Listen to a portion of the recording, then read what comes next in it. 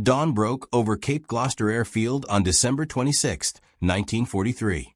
Captain Shogo Takeuchi, just 25 years old, faced a problem that no amount of skill could solve. His Kawasaki Ki-61, construction number 263, simply wouldn't start.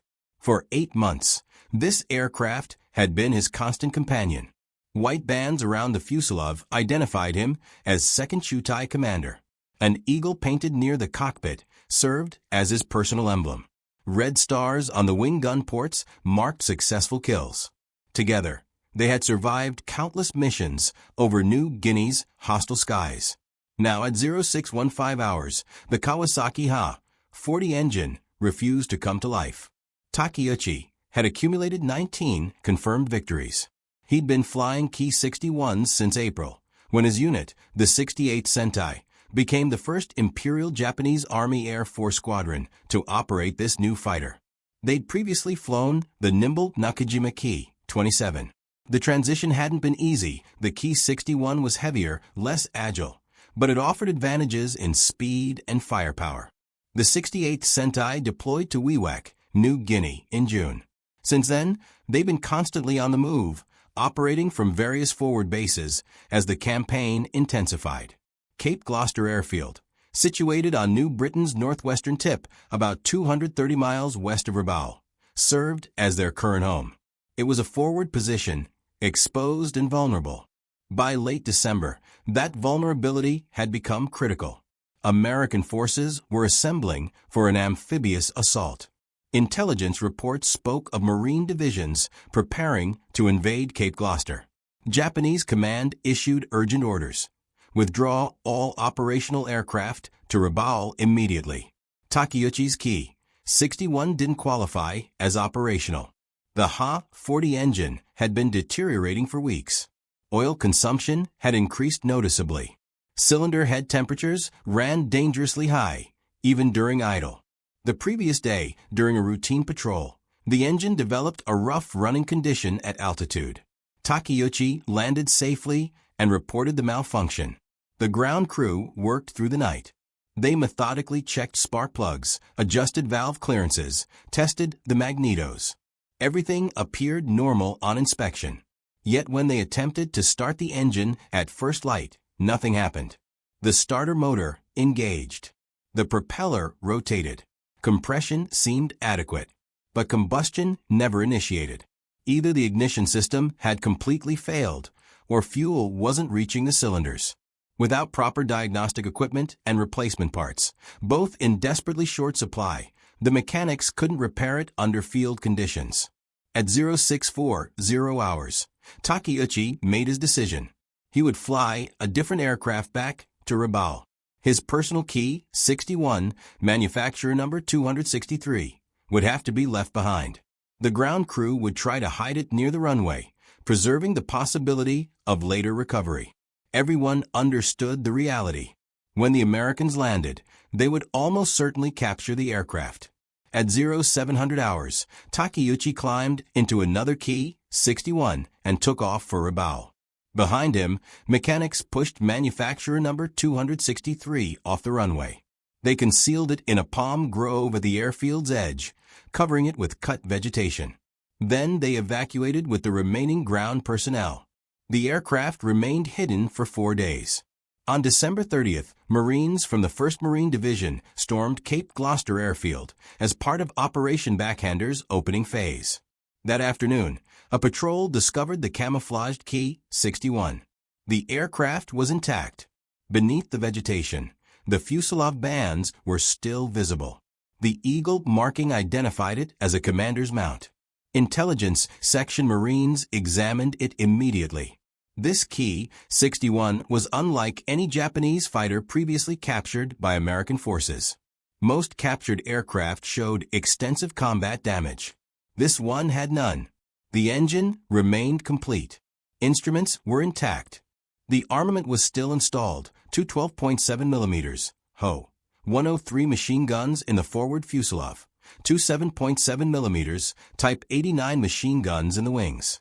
The aircraft was a Type 61-1Co, the earliest production variant.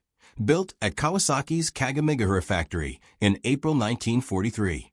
Construction number 263. Unit serial number 163.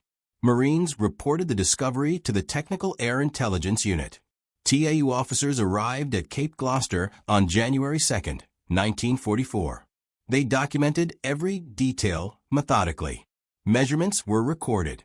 Photographs captured every angle. The engine underwent examination.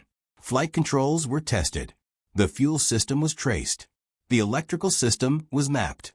Everything was documented. This represented the first intact key, 61 captured by Allied forces. For 18 months, American pilots had been encountering this aircraft in combat over New Guinea. Intelligence reports designated it the Tony. Early combat reports suggested it might be a German Messerschmitt Bf 109 or Italian Macchi C.202 operating in Japanese markings. The actual identity had remained uncertain until now. Technical examination revealed the truth. The Key 61 was entirely Japanese in design. The engine was a license-built Kawasaki Ha-40, derived from the German Daimler-Benz DB601, but the airframe represented original Kawasaki engineering. The fuselage featured a semi-triangular cross-section, narrow and deep. The wings were relatively small for a fighter of this weight, resulting in high wing loading.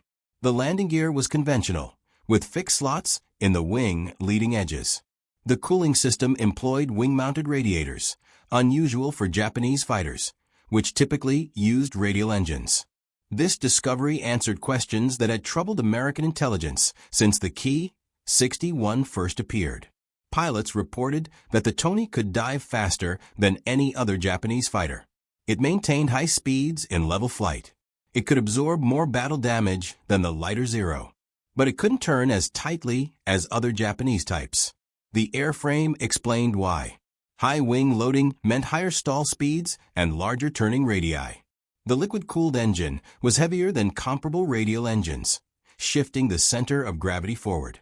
These factors combined to produce an aircraft optimized for speed and firepower rather than maneuverability. The story of this aircraft and the men who flew it was just beginning. The captured Key 61 arrived at Eagle Farm Airfield near Brisbane, Australia, in March 1944.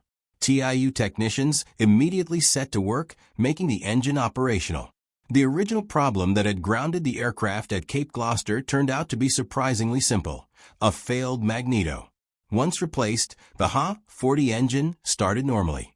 The aircraft underwent extensive flight testing. American test pilots evaluated its performance against captured examples of other Japanese fighters. The results confirmed what combat reports had suggested. The Key 61 proved faster than the Zero in level flight and dives. It had better acceleration. The armament was heavier and more effective. But in sustained turning engagements, the Zero could outturn it easily. American pilots reported that the Key 61 required careful energy management. It excelled in slashing attacks from altitude. It could extend away from pursuing fighters using its speed advantage. But once drawn into a low-speed turning fight, it became vulnerable. These characteristics precisely matched combat reports from New Guinea. The intelligence value of manufacturer number 263 exceeded the technical data it provided. The aircraft represented a snapshot of Japanese fighter capability in late 1943. The airframe's condition revealed maintenance practices and supply constraints. The engine showed signs of wear suggesting quality control issues in production. The markings indicated unit organization and command structures. Every detail contributed to the larger intelligence picture. In May 1944, the Key 61 was stripped of its Japanese markings and repainted in American insignia. It received test serial number XJ00003. Further flight testing was conducted to evaluate tactics for American fighters engaging Tonys in combat. The data collected influenced training programs and tactical doctrines across the Pacific Theater. In June 1944, TIU received orders to return to the United States.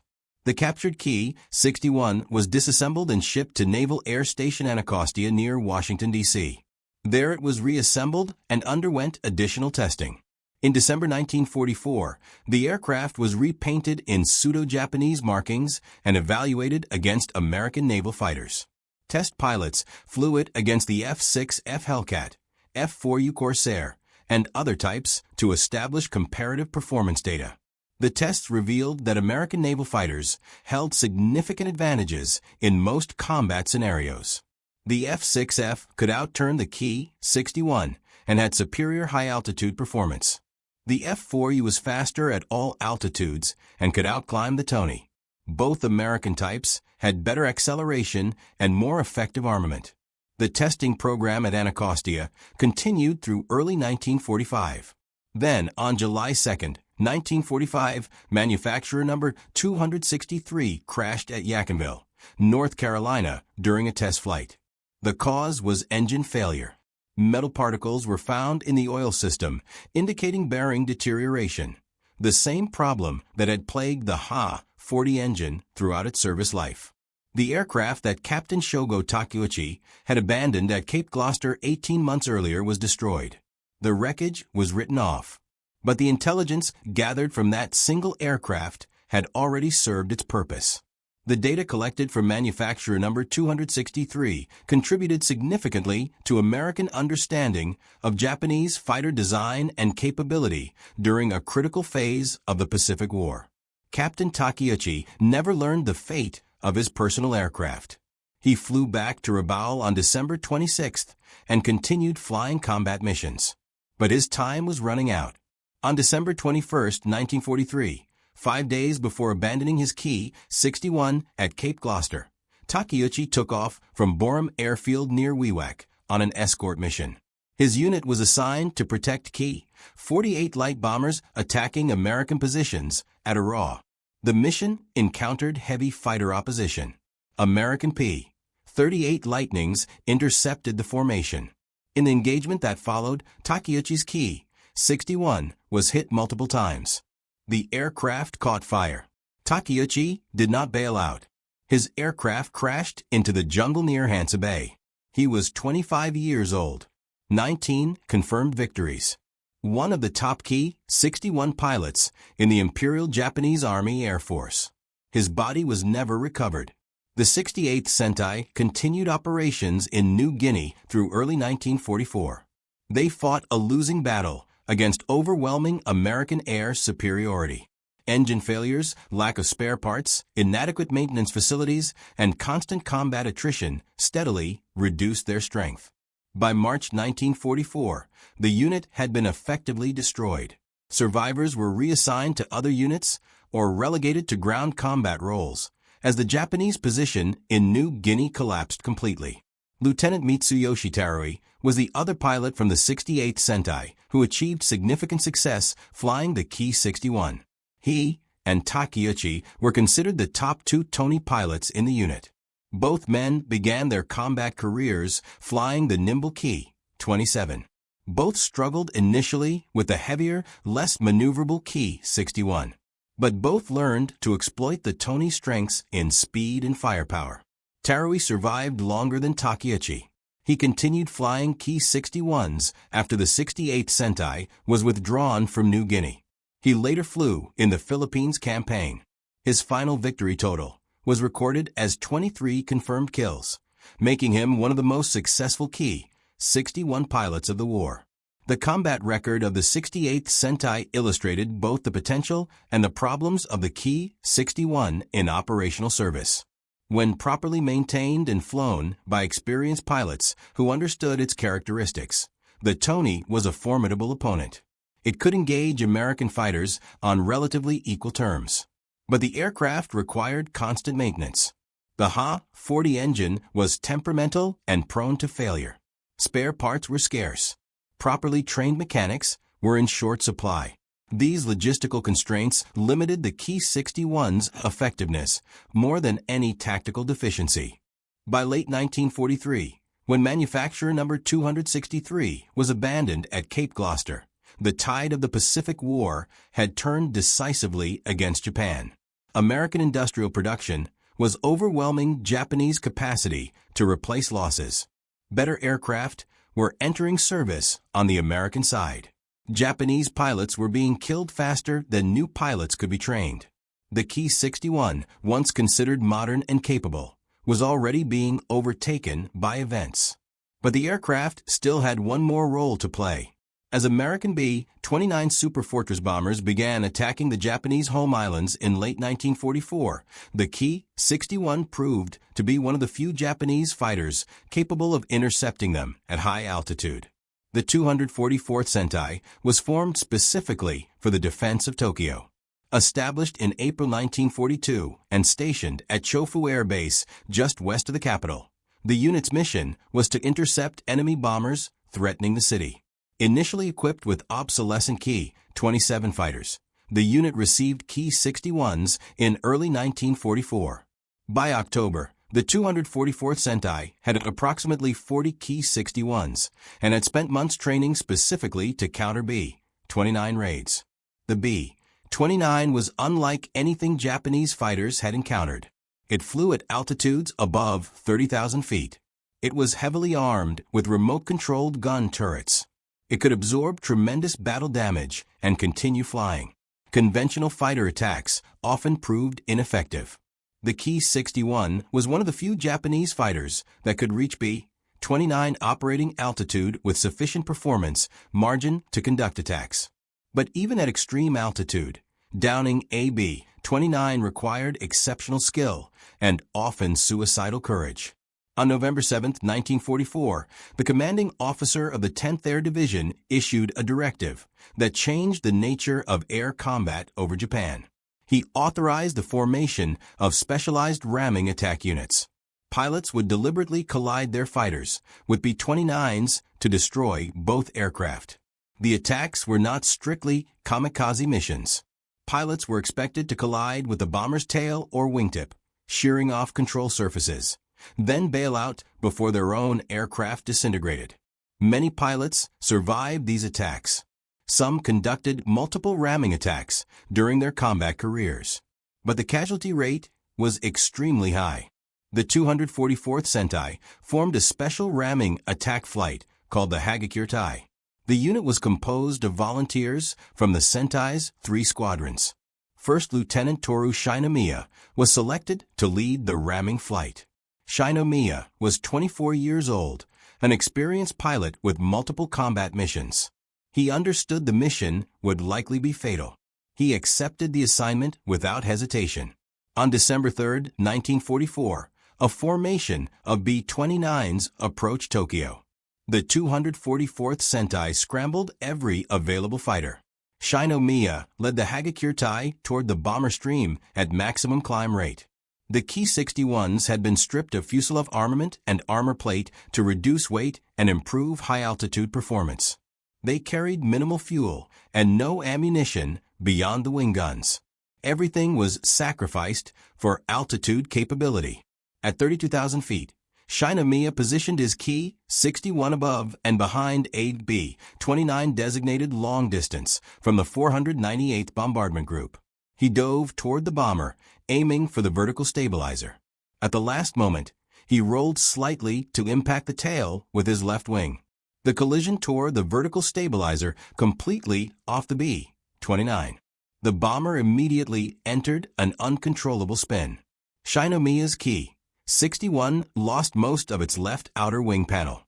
The aircraft rolled violently. Shinomiya fought to maintain control long enough to slow the aircraft and reduce altitude. At 12,000 feet, he managed to bring the crippled fighter to a near-level attitude. He jettisoned the canopy and bailed out. His parachute opened successfully.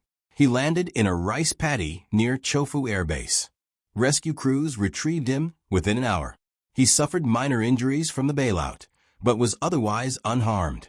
2 other pilots from the Hagakure-tai also conducted ramming attacks that day. Sergeant Masao Itaki collided with a different B-29, but his aircraft was too badly damaged to control. He bailed out successfully. Sergeant Atsumi Nakano rammed a 3rd bomber and managed to crash land his stripped Ki-61 in a field. All 3 pilots survived.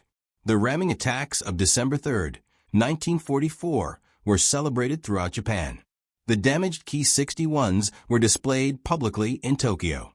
Shinomiya's aircraft, missing most of its left wing, was exhibited inside the Matsuya department store.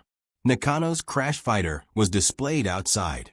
A life-size cutaway drawing of a B-29 fuselage was placed beside them to illustrate the target the pilots had attacked. The 3 pilots became the first recipients of the Bikosho, an award established on December 7, 1944, by Emperor Hirohito to recognize exceptional valor in combat. The award was roughly equivalent to the American Medal of Honor or the British Victoria Cross. Of the 89 known recipients of the Bikosho during World War II, most were pilots who fought against B-29s. The success of the December 3rd ramming attacks encouraged the 244th Sentai to continue the tactic. Throughout December 1944 and into early 1945, the unit conducted dozens of ramming attacks against B-29 formations. The Sentai claimed 73 B-29s destroyed by all methods and 92 damaged. These claims were certainly inflated, as were most air combat claims by all sides during World War II, but even accounting for overclaiming, the 244th Sentai inflicted significant losses on American bomber formations. On August 10, 1943, Captain Gerald Johnson was promoted and given command of a flight in the 61st Fighter Squadron. Johnson was an experienced pilot with several kills to his credit already. He was exactly the kind of aggressive, thinking pilot that Zemke wanted leading formations. Over the next few weeks, Gerald Johnson and other flight leaders started demonstrating what the P-47 could do when flown aggressively. They stayed in fights longer. They used the Thunderbolt's power to reverse situations that should have been hopeless. They climbed when they should have dived. They turned when doctrine said to run. And they started getting kills at a higher rate. By September, the 56th Fighter Group's kill ratio was improving noticeably. The group was learning. Pilots were surviving longer.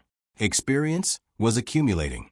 New tactics were being developed through trial and error in actual combat. On October 4, 1943, the 56th flew its first mission to Frankfurt, Germany. The longest escort mission yet attempted by Thunderbolts. It required careful fuel management and pushed the P-47 to the edge of its combat radius. But the mission succeeded. The bombers hit their targets. The fighters engaged German interceptors. The group came home with multiple kills and acceptable losses. It was proof that the P-47 could do the job it was designed for. Then, on October 8, 1943, Robert Johnson scored his 5th confirmed kill. The victim was Major Hans Philipp, commander of Jägerschwader 1. Philipp had 206 aerial victories, most achieved on the Eastern Front against Soviet aircraft. He was one of Germany's top aces. Johnson's flight encountered Philipp's formation near Nordhorn in the Netherlands. The Germans were attacking B-17 bombers near Bremen. Johnson dove on the German formation from altitude. He selected a Focke-Wulf and opened fire. The German fighter exploded. Philipp may have been in that explosion, or he may have been hit by defensive fire from the bombers or by other P-47s in the fight. The exact sequence isn't completely clear from records. What is clear is that Philipp bailed out at extremely low altitude, around 150 feet, and his parachute failed to fully deploy. He died on impact. Johnson didn't learn until 50 years later that the German pilot he'd killed that day was one of the Luftwaffe's top aces. At the time, it was just another combat mission, another target destroyed, another day of survival. But the symbolism was significant. An experienced German ace flying a supposedly superior turning fighter shot down by an American pilot in a heavy Thunderbolt. It demonstrated that pilot skill and tactics mattered more than raw aircraft performance. By late 1943, something fundamental had shifted in the air war over Europe. American pilots were learning faster than German pilots could adapt. The P-47's weaknesses were being minimized through better tactics. Its strengths were being exploited more effectively. The German perspective on this shift is revealing. Luftwaffe combat reports from October and November 1943 show increasing frustration. German pilots noted that American Thunderbolt pilots were fighting differently than they had in spring and summer. They were staying in engagements longer. They were using vertical maneuvers more effectively. They were harder to shake off once they committed to an attack. Part of the German problem was strategic. By late 1943, the Luftwaffe was being ground down through attrition. They were losing experienced pilots faster than training could replace them. The pilots being shot down were veterans with hundreds of hours of combat experience. The pilots replacing them were often fresh from training with minimal experience. That experience gap showed in combat effectiveness. The Americans had the opposite problem resolved. Their training pipeline in the United States was producing large numbers of adequately trained pilots. These pilots arrived in England, were integrated into experienced squadrons, and learned from veterans before being thrown into the hardest missions. The 56th and other successful groups had developed mentoring systems, where new pilots flew as wingmen to experienced flight leaders until they learned the ropes. Additionally, American logistics were superior. When a P-47 was damaged, spare parts were available to repair it. When an engine needed replacement, new engines arrived from the United States within weeks. When a pilot was shot down over friendly territory, he could be returned to his unit within days. The Germans had none of these advantages. By late 1943, the Thunderbolt still couldn't turn with a Focke-Wulf 190 or Messerschmitt 109 in a level turning fight at low altitude. That hadn't changed. The physics of wing loading and power-to-weight ratio hadn't changed. What changed was that American pilots stopped fighting that fight. They refused to fight on German terms. They used altitude. They used dive speed. They used the Thunderbolt's incredible structural strength to pull high-G maneuvers that would tear a German fighter apart. They used the reliable Pratt and Whitney engine to climb back to altitude after every engagement. They used teamwork, wingmen covering each other, making it harder for German pilots to isolate and kill individual Americans. Most importantly, they learned that the P-47 could take damage and keep fighting. That created a psychological advantage. American pilots knew they could absorb hits and still make it home. Robert Johnson had proven that on June 26th. Other pilots had similar experiences, getting shot up but making it home because the Thunderbolt was tough enough to survive. That confidence translated into more aggressive tactics. Pilots were willing to press attacks, willing to stay in fights longer because they trusted their aircraft to survive. German pilots, conversely, were seeing their supposedly superior fighters being shot down by the brutish American Thunderbolts. The psychological impact was real. Confidence eroded. Caution increased. And caution in fighter combat often leads to defeat. The breakthrough wasn't a technological advance. The P-47 that dominated the skies in late 1943 was mechanically identical to the P-47 that struggled in April. Same engine, same guns, same airframe. What changed was understanding. American pilots figured out how to fight with the airplane they had. Rather than wishing for a different airplane, they accepted the Thunderbolt's limitations and exploited its strengths. They developed tactics that turned a questioned fighter into a legendary war machine. The 56th Fighter Group became the proof of concept. Flying only P-47s throughout the entire war, the group became the highest-scoring fighter group in the 8th Air Force. The official Air Force Historical Research Agency credits the 56th with 664.5 confirmed aerial victories. Some sources cite higher numbers when including aircraft destroyed on the ground, but the aerial victory total alone is remarkable. 17 pilots from the 56th became aces. 3 became double aces. Colonel Francis Gabreski scored 28 kills flying Thunderbolts. Robert Johnson scored 27. Major David Schilling scored 22.5. All achieved in the supposedly inferior P-47. The aircraft that pilots had initially called the Jug, sometimes as a derogatory nickname comparing it to a milk jug, became a source of pride. Thunderbolt pilots loved their aircraft. They trusted it. They knew it would bring them home even when shot full of holes. Johnson's survival on June 26 was proof of that. The numbers support the pilots' faith in their aircraft. Of the 15,683 P-47s built during the war, 5,222 were lost to all causes, including combat and accidents. That includes 1,723 losses to non-combat accidents, actually a lower accident rate than many other fighter types. The combat loss rate per mission was 0.7%, among the lowest of any American fighter in any theater. The P-47's aerial kill-to-loss ratio was 4.6 to 1, better than the more famous P-51 Mustang in many calculations, better than the P-38 Lightning. By the numbers, the Thunderbolt was arguably the most successful American fighter aircraft of World War II, but it never received the fame of the Mustang. The P-51 was sleek and beautiful. It looked fast standing still. It had elegant lines and a liquid-cooled engine that appealed to aesthetics. The P-47 looked like a flying milk jug. It was big and brutish and not particularly elegant. The massive radial engine gave it a blunt nose.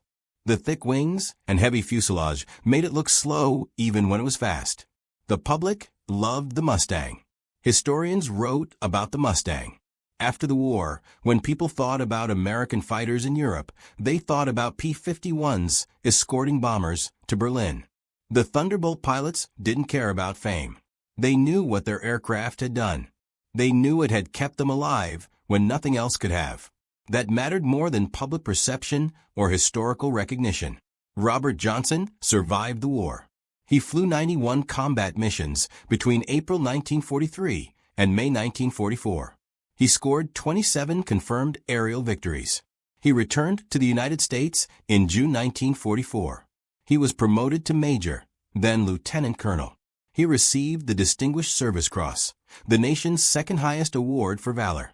He received the Silver Star, the Distinguished Flying Cross Air Medals, and a Purple Heart for his wounds on June 26. He went back to Oklahoma, married his high school sweetheart, Barbara, had 4 children, worked as a flight instructor for 2 years after the war, then left aviation entirely, spent the rest of his career in the insurance business. He lived quietly. He didn't seek publicity.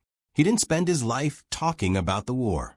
But he never forgot June 26, 1943, the day his P-47 Thunderbolt took 21 cannon hits and more than 200 machine gun strikes and kept flying.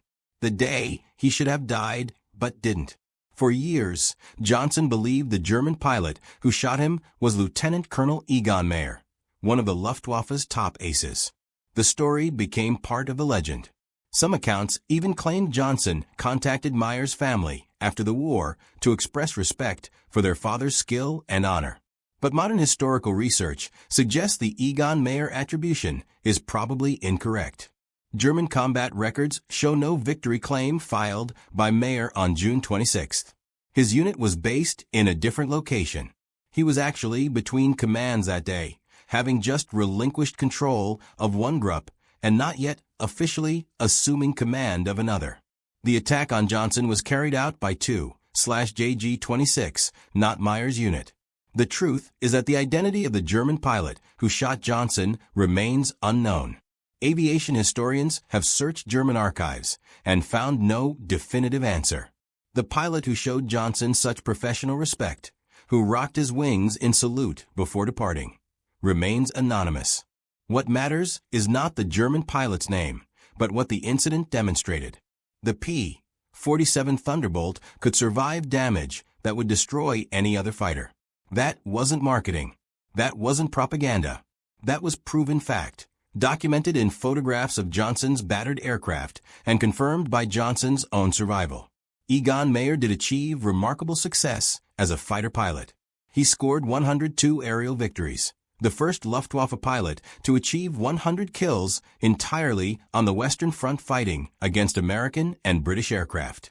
He was killed in action on March 2, 1944, shot down near Montmedy, France, possibly by Lieutenant Walter Gresham of the 358th Fighter Squadron flying a P-47 Thunderbolt. Mayer was 26 years old. Lieutenant Colonel Hubert Zemke, who commanded the 56th Fighter Group and developed many of the tactics that made the Thunderbolt effective, survived the war. He flew 166 combat missions. He scored 17.75 confirmed aerial victories. He was shot down on October 30, 1944, not by enemy fire, but by weather. Zemke flew into a severe thunderstorm and his aircraft broke apart. He bailed out and became a prisoner of war. He spent the final months of the war at Stalag Luftei. After the war, Zemke stayed in the Air Force. He flew jets in Korea. He commanded fighter wings. He retired as a colonel in 1966. He spent his retirement years speaking at military history events, writing articles, giving interviews. He always made sure people understood the truth about the P-47 Thunderbolt. Zemke emphasized the same point in every speech and interview. The P-47 wasn't underrated because people didn't know about it. It was underrated because people didn't understand what made it special. They looked at the Thunderbolt and saw a big, heavy, ungainly fighter that couldn't dogfight with German aircraft. What they missed was that the P-47 didn't need to dogfight. It was designed to dominate through power, not agility. It could climb higher than anything Germany produced. It could dive faster. It could hit harder with 8.50 caliber machine guns. It could absorb battle damage that would destroy any other fighter. And it could do all of that while carrying up to 2,500 pounds of bombs for ground attack missions. The P-47 Thunderbolt was the ultimate power fighter. It redefined what a fighter aircraft could be. It proved that raw power and structural strength could overcome limitations in maneuverability. It changed air combat doctrine for a generation. Jets would eventually make the debate moot. But in the propeller era, the Thunderbolt demonstrated that there was more than one way to dominate the sky. The Thunderbolt's success wasn't limited to air-to-air combat. By mid-1944, as P-51 Mustangs took over most long-range bomber escort duties due to their superior range, P-47s transitioned increasingly to ground attack missions. And in that role, the Thunderbolt was absolutely devastating. The same attributes that made the P-47 survivable in air combat made it ideal for ground attack. The air-cooled radial engine could take multiple hits and keep running. There was no vulnerable liquid cooling system to rupture. The rugged airframe could absorb ground fire that would destroy lighter aircraft. The 8.50 caliber machine guns were devastating against soft targets like trucks, trains, and troops.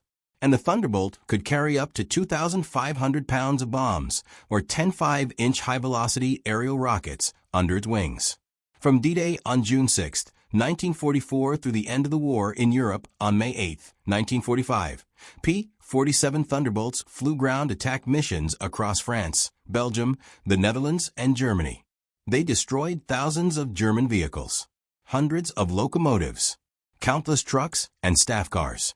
They attacked German troops in the open, German fortifications, German supply dumps, German airfields. The statistics are staggering. In the 11 months from D-Day to VE Day, P-47s destroyed or damaged 9,000 German locomotives, 86,000 railroad cars, 68,000 trucks, over 6,000 armored vehicles, and thousands of other targets. These weren't just claims. These were confirmed destructions verified by gun camera footage and reconnaissance photographs. The impact on German logistics was crippling. The German army depended on rail transport to move supplies and reinforcements. P-47 attacks on the rail network made daytime rail transport suicidal. The Germans had to move trains at night, which drastically reduced their logistical capacity. Truck convoys couldn't move during the day without being attacked. German units at the front were often short of ammunition, fuel, and food because P-47s had destroyed the supply columns trying to reach them. German soldiers on the ground feared the Thunderbolt more than almost any other weapon. They called them JBOs, short for Jag bombers, fighter bombers. When JBOs appeared, German troops dove for cover. The 8.50 calibers could shred a truck or a column of infantry in seconds. The bombs and rockets could destroy bunkers and fortified positions. And there was no effective defense except hiding until the attack was over. The cost was high. Ground attack was the most dangerous mission in the air war. Flying low and slow to attack ground targets exposed aircraft to intense anti-aircraft fire. Many Thunderbolt pilots were shot down by German flak while strafing trains or truck convoys. But the Thunderbolt's ruggedness helped. Pilots brought home aircraft with dozens of flak holes, with cylinders shot off engines, with control surfaces partially destroyed. Other fighters wouldn't have made it. The Thunderbolt could. The ground attack mission became the Thunderbolt's defining role in the final year of the war. While Mustangs escorted bombers to Berlin, Thunderbolts ranged across occupied Europe, destroying everything German that moved. It wasn't as glamorous as air combat against enemy fighters. It didn't produce aces, but it won the war. Germany couldn't fight effectively when their logistics were being destroyed faster than they could rebuild. In 1998, Robert Johnson died at age 78. He was buried in River Hill Cemetery, now part of Lake Wylie in South Carolina. His obituary mentioned his service as a fighter pilot in World War II. It mentioned his 27 kills. It mentioned the Distinguished Service Cross. It did not mention June 26, 1943. It did not mention the 200 bullet holes. It did not mention that he'd proven the P-47 Thunderbolt could take punishment that would destroy any other aircraft and still fly home. At the National Museum of the United States Air Force in Dayton, Ohio, there's a P-47 Thunderbolt on display. It's a D model, serial number 45 to 49,167, nicknamed 5x5.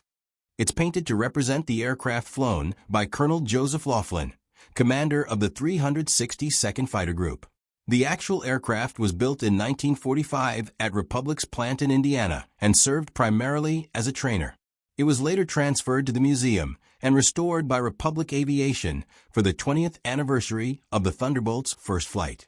The placard next to the aircraft tells visitors it was one of the most produced American fighters of World War II. 15,683 were built. The aircraft had 8.50 caliber machine guns and could carry 2,500 pounds of bombs. P-47s destroyed more than 7,000 enemy aircraft during the war, more than half in air-to-air combat. What the placard doesn't fully convey is why the Thunderbolt succeeded. It wasn't because of superior design or advanced technology. German fighters were more advanced in many ways. The Focke-Wulf 190D and Messerschmitt 109G were arguably better aircraft on paper. The Thunderbolt succeeded because American pilots learned to fight with the airplane they had. They accepted its limitations. They exploited its strengths. They developed tactics that negated enemy advantages. They stayed aggressive. They stayed confident. They trusted their aircraft to bring them home. That's how innovation actually happens in war. Not through engineering breakthroughs or technological superiority, though those help, but through pilots and commanders who see what they have, understand its capabilities, and figure out how to use it better than the enemy expects. Through mechanics who kept the engines running and the guns firing. Through training that produced skilled pilots faster than the enemy could replace their losses. The P-47 Thunderbolt was never the most agile fighter. It was never the fastest fighter at low altitude. It was never the best-looking fighter. But it was one of the most effective American fighters of World War II. Not because it was perfect, but because the people who flew it and maintained it made it work. The men of the 56th Fighter Group proved that. Robert Johnson proved that on June 26, 1943, when he brought home an aircraft that had no business still flying. Hub Zemke proved that through 3 years of combat leadership that turned tactical theory into battlefield practice. Francis Gabreski proved that with 28 kills and the ability to push the Thunderbolt to its limits and survive. Hundreds of other pilots proved it every day by climbing into their Thunderbolts and flying into combat over hostile territory. They flew the Jug. They trusted the Jug. They came home in the Jug. And that's why the P-47 Thunderbolt despite never achieving the fame of the Mustang, deserves to be remembered as one of the great fighter aircraft of World War II. Not the most famous, but perhaps the most faithful. It brought its pilots home. The P-47's legacy extended beyond World War II. After the war, many countries purchased surplus Thunderbolts. The aircraft served with air forces in Peru, Brazil, Chile, Bolivia, Colombia, Ecuador, Venezuela, China, Iran, Turkey, Portugal, France, and Yugoslavia. Some remained in service into the 1950s and even early 1960s in South American air forces. The ruggedness and reliability that made it effective in World War II made it valuable for smaller nations that couldn't afford newer jet fighters. In the United States, the P-47's design influenced post-war aircraft development. Republic Aviation, the company that built the Thunderbolt, went on to design the F-84 Thunderjet, one of the first successful American jet fighters. The F-84 inherited the Thunderbolt's philosophy: big, rugged, heavily armed, emphasizing survivability and firepower over pure maneuverability. That design philosophy continued through the F-105 Thunderchief in the 1960s. The lesson of the Thunderbolt was that there's more than one way to design a successful fighter. You don't have to build the lightest, most maneuverable aircraft. You can build a big, powerful, tough aircraft and make it work through proper tactics and pilot training. That lesson has been relearned multiple times in aviation history. The F-4 Phantom in Vietnam, the F-15 Eagle, the A-10 Warthog, all followed the Thunderbolt's philosophy in different ways. The Thunderbolt also taught the importance of pilot training and tactical development. The aircraft that struggled in April 1943 was mechanically identical to the aircraft that dominated in December 1943. The difference was pilot skill and tactics. That lesson applies beyond aviation. The best equipment in the world is useless without people who know how to use it effectively. Training matters. Experience matters. Leadership matters. The 56 Fighter Group succeeded not just because they had good aircraft, but because they had leaders like Hub Zemke who fostered innovation and learning. The truth about Robert Johnson's encounter on June 26, 1943, is more complex than the legend suggests. For decades, aviation historians and enthusiasts believed that Egon Meyer was the German pilot who attacked Johnson. The story was romantic: two skilled pilots locked in mortal combat, mutual respect transcending the horrors of war. But the evidence doesn't support it. German records show Meyer was nowhere near the area where Johnson was attacked. No German pilot filed a victory claim matching Johnson's encounter. The identity of the pilot who rocked his wings in salute remains a mystery. What's not a mystery is what the encounter proved. The P-47 Thunderbolt could absorb punishment that would destroy any other aircraft. That fact changed how American pilots fought. It gave them confidence. It allowed them to press attacks longer. It saved lives. Johnson's survival wasn't just luck. It was engineering. The P-47 was designed from the beginning to be tough. Republic Aviation understood that fighters would get hit in combat. They built the Thunderbolt to survive. The engine was buried deep in the fuselage, surrounded by structure. The fuel tanks were self-sealing. The oil system had redundancy. The control cables were armored. The cockpit had heavy armor plate behind the pilot's seat. These features added weight.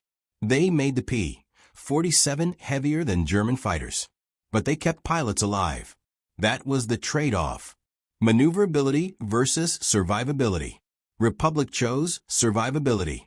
American pilots benefited from that choice thousands of times during the war.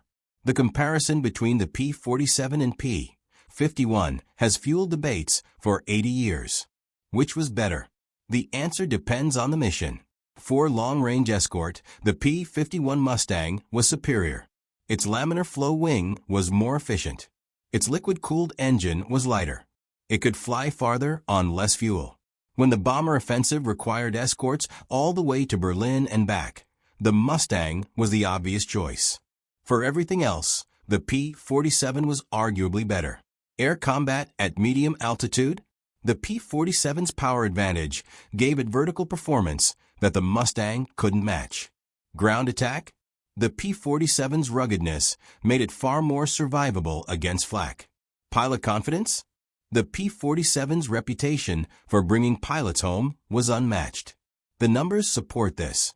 The 56th Fighter Group, flying only P-47s, achieved the highest score of any fighter group in the 8th Air Force. Groups that transitioned from P-47s to P-51s generally saw their kill ratios decline initially because pilots had to learn new tactics for a different aircraft. The P-51 was more efficient. The P-47 was more effective. There's a difference. But the P-51 looked better in photographs. It had sleek lines. It photographed like a sports car. The P-47 photographed like a truck. That aesthetic difference mattered after the war, when the public was forming opinions about which aircraft won the war. The elegant Mustang became the symbol of American air power. The brutish Thunderbolt was forgotten. Fighter pilots knew better. They knew which aircraft they trusted. They knew which aircraft brought them home when shot full of holes. But public perception isn't shaped by statistics or combat effectiveness. It's shaped by stories and images and aesthetic appeal. The P-51 won the popularity contest. The P-47 won the war. The last P-47 combat mission in American service was flown in 1955 during the Korean War. By then, the Thunderbolt was obsolete. Jets had taken over. But a handful of P-47s remained in service with Air National Guard units for several years after World War II ended. The last airworthy P-47s today are treasured warbuds, maintained by museums and private collectors. They appear at airshows across America and Europe. When a P-47 takes off, the sound is unmistakable, the deep, powerful roar of the R-2800 double Wasp engine. It sounds like power. It sounds like survival. It sounds like victory. For the men who flew them in combat, that sound meant coming home alive. Robert Johnson heard that sound 91 times. 91 missions. 27 kills. 1 Distinguished Service Cross. 1 aircraft that took more than 200 hits and kept flying. He never forgot. He wrote about it in his memoir, published decades after the war. He spoke about it in interviews. He made sure people understood what the P-47 Thunderbolt had done. Not for glory, not for recognition, but so the truth wouldn't be lost. The P-47 Thunderbolt kept him alive. It kept thousands of pilots alive. It destroyed thousands of enemy aircraft and vehicles. It helped win World War II. That's the truth. That's what matters. That's what deserves to be remembered. The story of the P-47 Thunderbolt teaches lessons that extend far beyond World War II aviation history. First, don't judge capability by appearance alone. The Thunderbolt looked ungainly. It looked slow. It looked like it couldn't possibly compete with sleek German fighters. Appearances were deceiving. The Thunderbolt was fast at altitude. It could dive faster than anything else in the sky. It could absorb damage that would destroy more elegant aircraft. Form doesn't always follow function.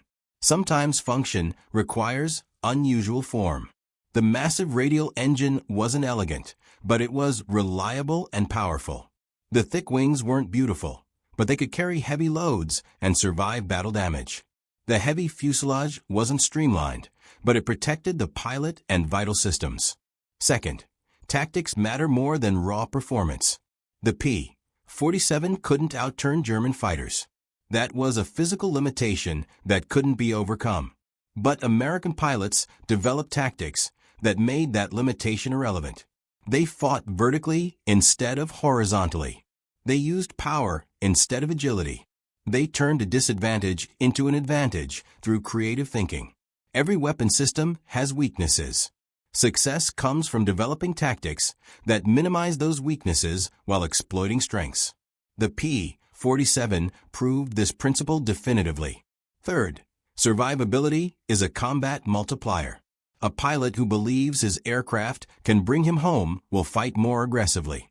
A pilot worried about his aircraft falling apart will be cautious. Caution in fighter combat often leads to defeat. The P-47's legendary toughness gave American pilots confidence. That confidence translated into aggressive tactics. Those aggressive tactics led to victories. The psychological impact of knowing your aircraft can survive hits is impossible to quantify, but absolutely real.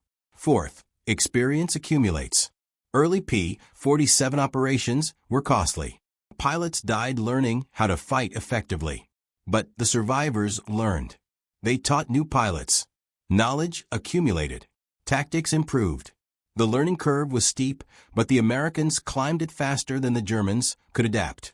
Organizations that foster learning, that encourage pilots to share lessons, that reward innovation, that treat failures as opportunities to improve, will outperform organizations with superior equipment but inferior learning culture. Hub Zemke understood this. He created an environment where pilots could experiment, share lessons, and develop better tactics. That cultural difference was more valuable than any technical advantage. Fifth, logistics win wars. The P-47 could be maintained in the field. Spare parts were available. Damaged aircraft could be repaired. Shot-down pilots could be returned to their units. The American logistics system kept Thunderbolts flying even under intense operational tempo. The Germans had superior fighters in many respects, but their logistics were collapsing. They couldn't replace losses. They couldn't maintain aircraft properly. They couldn't train replacement pilots adequately. The side with better logistics usually wins, regardless of weapon performance. The men who flew the P-47 Thunderbolt in combat are nearly all gone now. Robert Johnson died in 1998. Hub Zemke died in 1994. Francis Gabreski died in 2002. David Schilling died in 1956 in a car accident. The last combat pilots from World War II are in their late 90s or beyond. Within a few years, there will be no one left who flew a P-47 in combat. No one who experienced the gut-wrenching fear of being attacked by German fighters. No one who felt the Thunderbolt absorb hits and keep flying. No one who brought home an aircraft full of holes and lived to tell about it. Their stories remain. Their lessons endure. Their aircraft sits in museums, preserved for future generations. But something will be lost when the last pilot dies.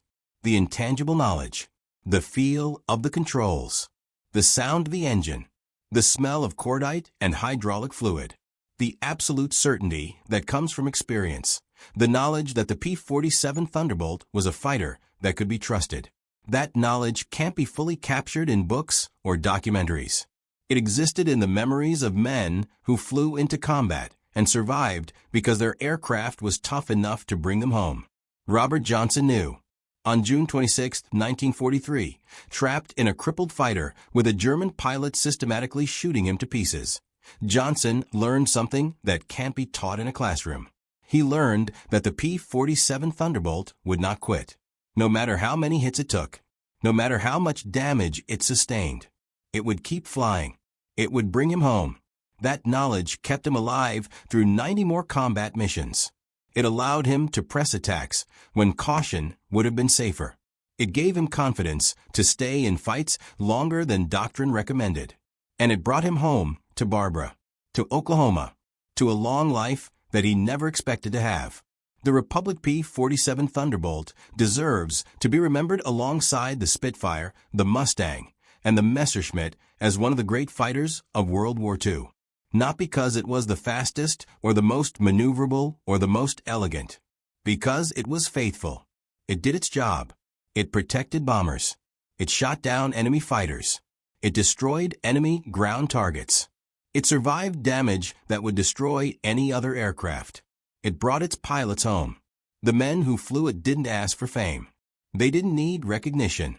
They had something more valuable than either. They had trust. They trusted the Thunderbolt. And the Thunderbolt never betrayed that trust. On June 26, 1943, over occupied France, Robert Johnson's P-47 took 21 20mm cannon hits and more than 200 machine gun strikes. The aircraft should have disintegrated. It should have exploded. It should have fallen from the sky in pieces. Instead, it flew home. That's the story of the P-47 Thunderbolt. Not the most famous fighter of World War II. Not the most celebrated. Not the most beautiful. But perhaps the most faithful. It brought its pilots home. If you found this story compelling, please like this video. It helps us share more forgotten stories from World War II. Subscribe to stay connected with these untold histories. Each one matters. Each one deserves to be remembered. Leave a comment below telling us where you're watching from. Our community spans the globe, from Texas to Tasmania, from veterans to history enthusiasts. You're part of something special here. Thank you for watching. Thank you for keeping these stories alive.